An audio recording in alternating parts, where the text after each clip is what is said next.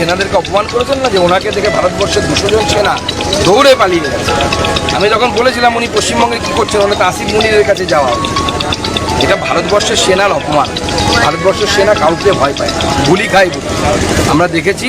সে গালওয়ান হোক বা আমাদের সার্জিক্যাল স্ট্রাইক হোক বা আমাদের নিদেন পক্ষে এবার আমরা যে অপারেশন সিঁদুর যে রিসেন্টলি হয়েছে, সেই অপারেশন সিঁদুরের কথা বলি না কেন, ভারতীয় সেনা কাউকে দেখে ভয় পায়। ভারতীয় সেনা সাংবিধানিক পথকে সম্মান করে, মুখ্যমন্ত্রীকে সম্মান করে। কিন্তু মুখ্যমন্ত্রী ভারতীয় সেনার অপমান এটা প্রথমবার না। এর আগে সার্জিক্যাল স্ট্রাইকের সময় উনি প্রমাণ চেয়েছিলেন।